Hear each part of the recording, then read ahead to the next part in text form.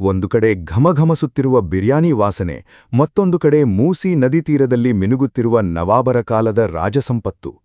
ಆಕಾಶವನ್ನು ಮುಟ್ಟುವ ಆಧುನಿಕ ಐಟಿ ಟವರ್ಗಳು ಒಂದು ಬದಿಯಲ್ಲಿದ್ದರೆ, ನೂರಾರು ವರ್ಷಗಳ ಇತಿಹಾಸವನ್ನು ತನ್ನಲ್ಲಿ ಅಡಗಿಸಿಟ್ಟಿರುವ ಅದ್ಭುತ ಕಟ್ಟಡಗಳು ಮತ್ತೊಂದು ಬದಿಯಲ್ಲಿ ಕಾಣಿಸುತ್ತವೆ. ನಮಸ್ಕಾರ ಸ್ನೇಹಿತರೆ, ನಾವು ಇಂದು ಮಾತನಾಡಲಿರುವುದು ಯಾವುದೇ ಸಾಮಾನ್ಯ ನಗರದ ಬಗ್ಗೆ ಅಲ್ಲ. ಕುಲ ಮತಗಳಿಗೆ ಅತೀತವಾಗಿ ಅಣ್ಣತಮ್ಮಂದಿರಂತೆ ಒಟ್ಟಿಗೆ ಬದುಕುತ್ತಿರುವ ಆತ್ಮೀಯ ನಗರ, ಪ್ರಪಂಚದಲ್ಲೇ ಅತೀ ದೊಡ್ಡ ಬುದ್ಧ ವಿಗ್ರಹವಿರುವ ತೀರ, ರುಚಿಕರವಾದ ಖಾದ್ಯಗಳಿಗೆ ಪ್ರಪಂಚ ಪ್ರಸಿದ್ಧವಾದ ವಿಳಾಸ, ಅದೇ ನಮ್ಮ ಮುತ್ಯಾಲನಗರ, ಭಾಗ್ಯನಗರ. ಹೌದು, ನಮ್ಮ ಹೈದರಾಬಾದ್ ಬಗ್ಗೆಯೇ ಇಂದು ತಿಳಿಯಲಿದ್ದೇವೆ. ಇನ್ನೂ ಏಕೆ ತಡ? ನಿಮ್ಮ ಸೀಟ್ ಬೆಲ್ಟ್ಗಳನ್ನು ಭದ್ರವಾಗಿ ಕಟ್ಟಿಕೊಳ್ಳಿ, ಏಕೆಂದರೆ ಹೈದರಾಬಾದ್ನ ಅಂದವಾದ ವೀಧಿಗಳಲ್ಲಿ ನಮ್ಮ ಸುಂದರ ಪ್ರಯಾಣ ಈಗಲೇ ಆರಂಭವಾಗಲಿದೆ. ತೆಲಂಗಾಣದ ರಾಜಧಾನಿಯಾದ ಈ ಹೈದರಾಬಾದನ್ನು ಮೊಘಲರು ಮತ್ತು ನಿಜಾಮರ ನಗರ ಎಂದೂ ಕರೆಯುತ್ತಾರೆ. ನೋಡಲು ಈ ನಗರ ಎಷ್ಟು ಸುಂದರವಾಗಿದೆಯೋ, ಇಲ್ಲಿನ ಜನರ ಜೀವನ ಶೈಲಿ ಮತ್ತು ಸಂಪ್ರದಾಯಗಳು ಅಷ್ಟೇ ವೈವಿಧ್ಯಮಯವಾಗಿವೆ. ಸುಮಾರು 70 ಲಕ್ಷ ಜನಸಂಖ್ಯೆಯೊಂದಿಗೆ ಭಾರತದಲ್ಲಿ ಅತಿ ಹೆಚ್ಚು ಜನಸಂಖ್ಯೆ ಹೊಂದಿರುವ ನಗರಗಳ ಪಟ್ಟಿಯಲ್ಲಿ ಹೈದರಾಬಾದ್ 4ನೇ ಸ್ಥಾನದಲ್ಲಿದೆ. ಅದ್ಭುತ ವಾಸ್ತುಕಲೆಗೆ ಮತ್ತು ಬಾಯಲ್ಲಿ ನೀರು ಬರುವಂತಹ ಖಾದ್ಯಗಳಿಗೆ ಈ ನಗರ ಪ್ರಪಂಚದಾದ್ಯಂತ ಪ್ರಸಿದ್ಧಿ ಪಡೆದಿದೆ. ಇಲ್ಲಿ ಹುಟ್ಟಿ ಬೆಳೆದವರನ್ನು ಮುದ್ದಿನಿಂದ ಹೈದರಾಬಾದಿಗಳು ಎಂದು ಕರೆಯುತ್ತಾರೆ. ಇಲ್ಲಿನ ಸಂಸ್ಕೃತಿಯಲ್ಲಿ ಇಸ್ಲಾಮಿಕ್ ಪ್ರಭಾವ ಸ್ಪಷ್ಟವಾಗಿ ಕಾಣಿಸುತ್ತದೆ. ರಸ್ತೆಯಲ್ಲಿ ನಡೆಯುತ್ತಿದ್ದಾಗ ಕೆಲವು ಮಹಿಳೆಯರು ಸೀರೆ ಅಥವಾ ಸಲ್ವಾರ್ ಕಮೀಜ್ನಂತಹ ಭಾರತೀಯ ಸಂಪ್ರದಾಯದ ಉಡುಪುಗಳಲ್ಲಿ ಕಾಣಿಸಿದರೆ, ಮುಸ್ಲಿಂ ಮಹಿಳೆಯರು ಬುರ್ಖಾ ಅಥವಾ ಹಿಜಾಬ್ ಧರಿಸಿ ಕಾಣಿಸುತ್ತಾರೆ. ಇಲ್ಲಿನ ಜನರು ಒಬ್ಬರಿಗೊಬ್ಬರು ತುಂಬಾ ಪ್ರೀತಿಯುಂಡ ಸೋದರ ಭಾವದಿಂದ ಒಟ್ಟಿಗೆ ಬದುಕುತ್ತಾರೆ. ಒಬ್ಬರ ಹಬ್ಬಗಳಲ್ಲಿ ಮತ್ತೊಬ್ಬರು ಸಂತೋಷದಿಂದ ಭಾಗವಹಿಸುತ್ತಾರೆ. ಮುಖ್ಯವಾಗಿ ತೆಲುಗು ಮತ್ತು ಉರ್ದೂ ಭಾಷೆಗಳು ಇಲ್ಲಿ ಹೆಚ್ಚು ಕೇಳುತ್ತವೆ. ವಿಶೇಷವಾಗಿ ಹೈದರಾಬಾದಿ ಉರ್ದೂ ಎಂಬುದು ಒಂದು ವಿಶಿಷ್ಟ ಯಾಸ. ಇಲ್ಲಿನ ಗಲ್ಲಿಗಳಲ್ಲಿ ಬಹುಪಾಲು ಜನರು ಈ ಅಚ್ಚು ಹೈದರಾಬಾದಿ ಉರ್ದುನ್ನೇ ಮಾತನಾಡುತ್ತಾರೆ. ಅನೇಕ ರೀತಿಯ ಸಂಸ್ಕೃತಿ ಮತ್ತು ಸಂಪ್ರದಾಯಗಳ ಸಮ್ಮಿಶ್ರಣವೇ ಈ ಕೃತ್ರಿಮ ಸರೋವರಗಳ ನಗರ. ಹಿಂದೂ, ಇಸ್ಲಾಂ, ಜೈನ, ಪಾರ್ಸಿ ಎಲ್ಲಾ ಮತಗಳ ಜನರು ಇಲ್ಲಿ ವಾಸಿಸುತ್ತಿದ್ದಾರೆ. ಪ್ರಾಚೀನ ಇಸ್ಲಾಮಿಕ್ ಸಂಸ್ಕೃತಿ ಮತ್ತು ತೆಲುಗು ಜನರ ಹಿಂದೂ ಸಂಪ್ರದಾಯಗಳ ಅದ್ಭುತ ಸಮ್ಮೇಳನವೇ ಹೈದರಾಬಾದ್. ಶಿಕ್ಷಣದ ವಿಷಯಕ್ಕೆ ಬಂದರೂ ಈ ನಗರ ಯಾರಿಗೂ ಕಡಿಮೆಯಿಲ್ಲ. ವರದಿಗಳ ಪ್ರಕಾರ ದೇಶದ ಇತರ ಕೈಗಾರಿಕಾ ನಗರಗಳಿಗೆ ಹೋಲಿಸಿದರೆ ಇಲ್ಲಿನ ಸಾಕ್ಷರತಾ ಪ್ರಮಾಣ ತುಂಬಾ ಉತ್ತಮವಾಗಿದೆ. ನಿಮಗೆ ತಿಳಿದಿದೆಯೇ, ಭಾರತದಲ್ಲೇ ಅತಿ ಉದ್ದವಾದ ಫ್ಲೈಓವರ್ಗಳಲ್ಲಿ ಒಂದು ನಮ್ಮ ಹೈದರಾಬಾದ್ನಲ್ಲಿದೆ. ಪ್ರತಿದಿನ ಲಕ್ಷಾಂತರ ಜನರು ಇದರ ಮೇಲೆ ತಮ್ಮ ಪ್ರಯಾಣವನ್ನು ಮುಂದುವರಿಸುತ್ತಾರೆ. ಅದಕ್ಕಾಗಿಯೇ ದೇಶದ ಅತ್ಯಂತ ದಟ್ಟಣೆಯ ನಗರಗಳಲ್ಲಿ ಇದೂ ಒಂದು. ನಗರದ ಜನಸಂಖ್ಯೆಯಲ್ಲಿ ಹೆಚ್ಚಿನ ಪಾಲು ಯುವಕರೇ ಇದ್ದಾರೆ. ಹೈದರಾಬಾದನ್ನು ನಮ್ಮ ದೇಶದ ಹೈಟೆಕ್ ಸಿಟಿ ಎಂದು ಹೆಮ್ಮೆಯಿಂದ ಕರೆಯುತ್ತೇವೆ. ಇಲ್ಲಿನ ಐಟಿ ಕಾರಿಡಾರ್ 1,29,668 ಎಕರೆಗಳಲ್ಲಿ ವಿಸ್ತರಿಸಿದೆ. ಮಾದಾಪುರ, ಮಣಿಕೊಂಡ, ಗಚ್ಚಿಬೌಲಿ, ನಾನಕ್ರಾಮ್ಗೂಡ ಮತ್ತು ಕೊಂಡಾಪುರ ಪ್ರದೇಶಗಳು ಇದರ ಭಾಗ. ಈ ಪ್ರದೇಶವನ್ನು ಎಲ್&ಟಿ ಇನ್ಫೋಸಿಟಿ ಎಂದೂ ಕರೆಯುತ್ತಾರೆ. ದೇಶದ ಇತರ ನಗರಗಳಿಗೆ ಹೋಲಿಸಿದರೆ ಐಟಿ ಕ್ಷೇತ್ರದಲ್ಲಿ ಹೈದರಾಬಾದ್ ಬಹಳ ವೇಗವಾಗಿ ಮುಂದುವರಿಯುತ್ತಿದೆ. ಆರ್ಥಿಕವಾಗಿ ತನ್ನ ಸಾಮರ್ಥ್ಯವನ್ನು ತೋರಿಸುತ್ತಿರುವ ಈ ನಗರದಿಂದ ಪ್ರತಿ ವರ್ಷ ಲಕ್ಷಾಂತರ ಇಂಜಿನಿಯರ್ಗಳು ತಯಾರಾಗುತ್ತಿದ್ದಾರೆ. ಐಟಿ ಕ್ಷೇತ್ರದಲ್ಲಿ ಸಾಧಿಸಿದ ಅದ್ಭುತ ಪ್ರಗತಿಯಿಂದಲೇ ಇದಕ್ಕೆ ಸೈಬರಾಬಾದ್ ಎಂಬ ಹೆಸರು ಬಂದಿದೆ. ಹೈಟೆಕ್ ಸಿಟಿಯಲ್ಲಿ ಅನೇಕ ಬಹುರಾಷ್ಟ್ರೀಯ ಕಂಪನಿಗಳು ತಮ್ಮ ಕಚೇರಿಗಳನ್ನು ಸ್ಥಾಪಿಸಿವೆ. ಇನ್ಫೋಸಿಸ್ನಂತಹ ದಿಗ್ಗಜ ಕಂಪನಿ ಇಲ್ಲಿ ಒಂದು ಭಾರೀ ಕ್ಯಾಂಪಸ್ ಅನ್ನೇ ನಿರ್ಮಿಸಿದೆ. ಇದರ ಮೂಲಕ ಪ್ರತಿ ವರ್ಷ ಸಾವಿರಾರು ಯುವಕರಿಗೆ ತರಬೇತಿ ದೊರೆಯುತ್ತಿದೆ. ಅದ್ಭುತ ಶಿಕ್ಷಣ ಸೌಲಭ್ಯಗಳಿಗೆ ಹೆಸರಾದ ಈ ನಗರದಲ್ಲಿ ಸುಮಾರು 170 ಡಿಗ್ರಿ ಕಾಲೇಜುಗಳಿವೆ.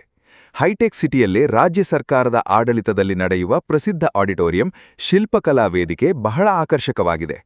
ಟಾಟಾ ಕನ್ಸಲ್ಟೆನ್ಸಿ ಸರ್ವಿಸಸ್ ಟಿಸಿಎಸ್ನ ಅತಿದೊಡ್ಡ ಕ್ಯಾಂಪಸ್ ಕೂಡ ಇಲ್ಲಿಯೇ ಇದೆ. Hardware park, medical device special economic zone ಮತ್ತು ಫಾರ್ಮಾಸಿಟಿ ಮುಂತಾದವು ಈ ನಗರದ ಐಟಿ ಮತ್ತು ಕೈಗಾರಿಕಾ ಕ್ಷೇತ್ರಕ್ಕೆ ಹೆಚ್ಚಿನ ಬಲವನ್ನು ನೀಡುತ್ತಿವೆ.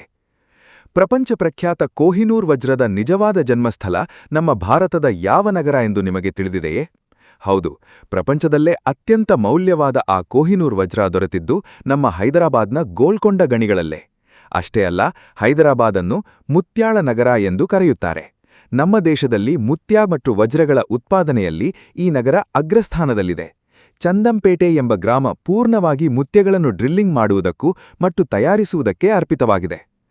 ಕ್ರೀಡೆಯ ವಿಷಯಕ್ಕೆ ಬಂದರೆ, ತನ್ನ ಅದ್ಭುತ ಆಟದ ಮೂಲಕ ಭಾರತ ಮಹಿಳಾ ಕ್ರಿಕೆಟ್ ತಂಡಕ್ಕೆ ಪ್ರಪಂಚದಾದ್ಯಂತ ಗುರುತನ್ನು ತಂದುಕೊಟ್ಟ ಮಿಥಾಲಿ ರಾಜ್ ನಿವಾಸ ಈ ನಗರದಲ್ಲೇ ಇತ್ತು. ಆಕೆಯೊಂದಿಗೆ ಟೆನಿಸ್ ಸ್ಟಾರ್ ಸಾನಿಯಾ ಮೀರ್ಜಾ, ಬ್ಯಾಡ್ಮಿಂಟನ್ ನಕ್ಷತ್ರ ಸೈನಾ ನೆಹ್ವಾಲ್ ಮುಂತಾದ ಅನೇಕ ಪ್ರಸಿದ್ಧ ಕ್ರೀಡಾಪಟುಗಳು ಇಲ್ಲಿಯೇ ವಾಸಿಸುತ್ತಿದ್ದಾರೆ.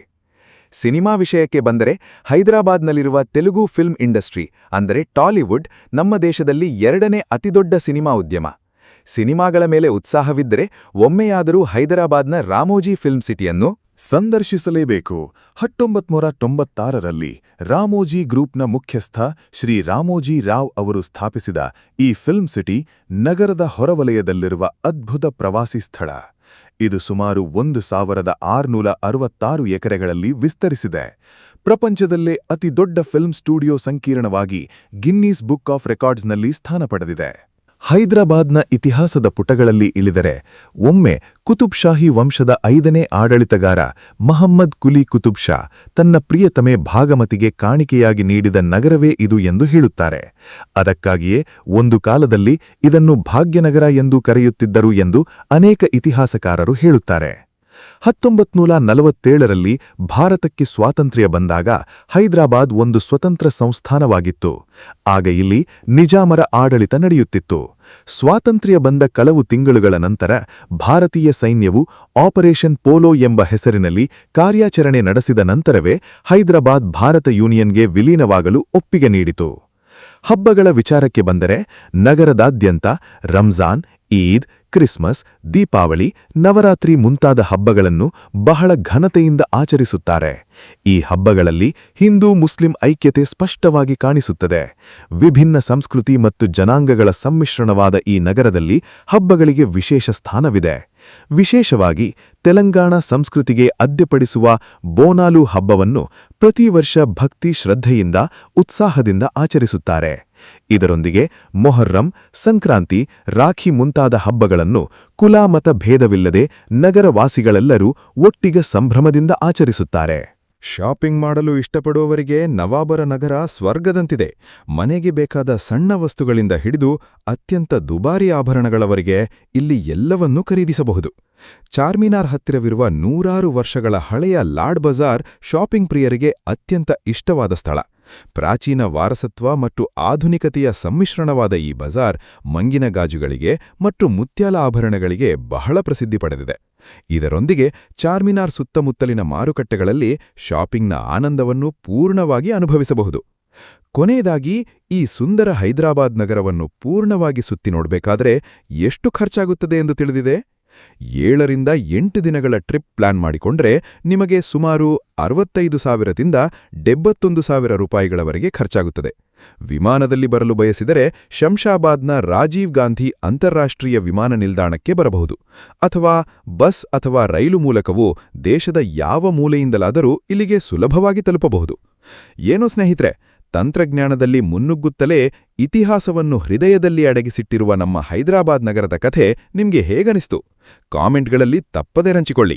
ಈ ವಿಡಿಯೋ ನಿಮ್ಗೆ ಇಷ್ಟವಾದರೆ ಲೈಕ್ ಮಾಡಿ, ನಿಮ್ಮ ಸ್ನೇಹಿತರೊಂದಿಗೆ ಶೇರ್ ಮಾಡಿ.